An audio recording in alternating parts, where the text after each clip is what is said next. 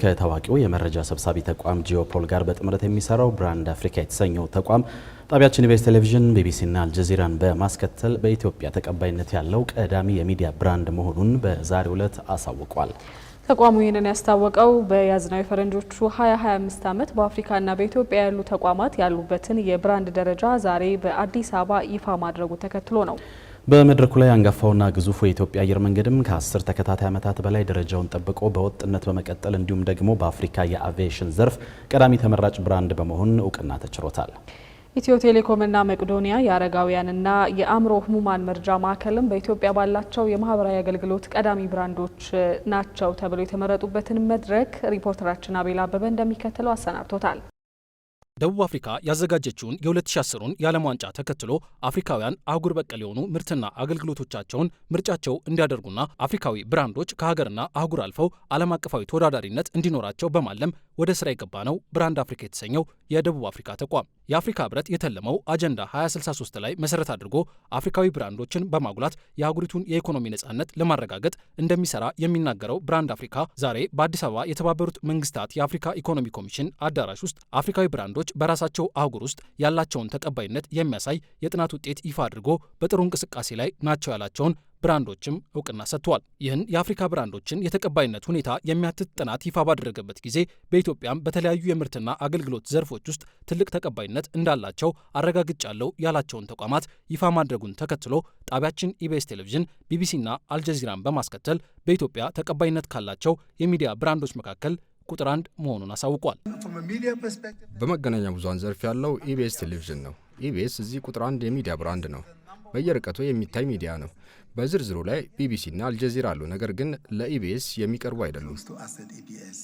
በመድረኩ ላይ ተገኝተው እውቅናውን የተቀበሉት የኢቢኤስ ቴሌቪዥን ስራ አስኪያጅ ነብዩ ጡመ ልሳን ይህ እውቅና ጣቢያው እስካሁን እየተጓዘበት የመጣውን የእድገት መንገድ የሚያጠናክር በቀጣይ ላሉት የስራ እቅዶችም ትልቅ ጉልበት የሚሆን ነው ብለዋል። ዓለም አቀፍ ተቋማት የሆኑ ድርጅቶች ናቸው ኢትዮጵያ ውስጥም በአፍሪካ ደረጃም ተንቀሳቅሰው ይህንን ብራንድ እውቅና ሊሰጡ የቻሉት።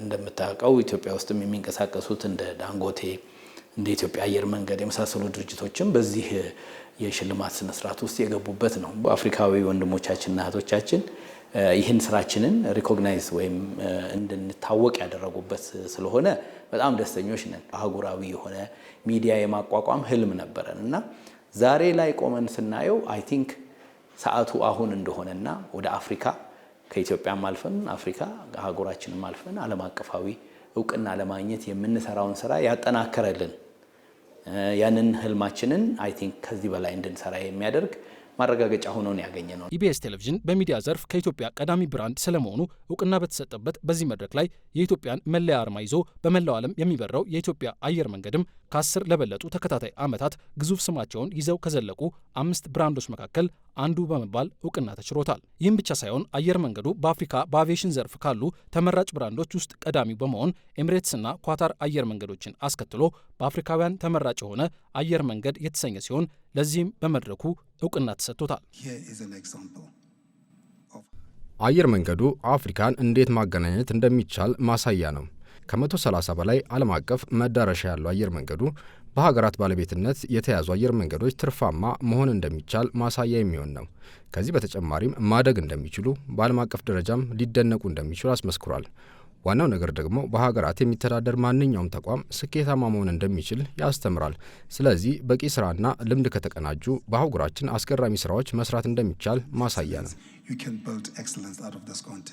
በዚሁ መድረክ ላይ ለማህበረሰብ ጥቅም ከሚሰሩ አትራፊ ተቋማት ውስጥ የኢትዮ ቴሌኮም ብራንድ ቀዳሚውን ስፍራ በመያዝ እውቅና ማግኘቱ ሲነገር፣ ለትርፍ ሳይቋቋሙ ለማህበረሰብ ጥቅም ከሚተጉ ተቋማት ውስጥ ደግሞ መቄዶንያ የአረጋውያንና የአእምሮ ህሙማን መርጃ ማዕከል የያዘው ብራንድ እውቅና ተሰጥቶታል። በእውቅናና ሽልማት መድረኩ ላይ በኢትዮጵያም ሆነ በአፍሪካ ያሉ ብራንዶችን የተቀባይነት ደረጃ እንዴት ባለ መንገድ እንደሚያጠኑ ማብራሪያ የሰጡት የብራንድ አፍሪካ መስራችና ስራ አስፈጻሚ ቲቤ ኢካላፌንግ እነዚህ ጥናቶች ጂኦፖል እንዲሁም ካንታ ከተሰኙ ገለልተኛና ዓለም አቀፍ የጥናት ተቋማት ጋር በመተባበር የሚሰሩ ናቸው ብለዋል። በዚህ የምርትና የአገልግሎት መለያዎች ወይም ብራንዶች የተቀባይነት ጥናት ላይ 150 ሺህ በአፍሪካ ጥቅም ላይ የሚውሉ ብራንዶች ተካተው ከነሱ ውስጥ 5900 የሚሆኑት ተመራጭ ብራንዶችን ለማጥራት እስከ 5 ወር የፈጀ ሂደትን መከተላቸውንም አስረድተዋል።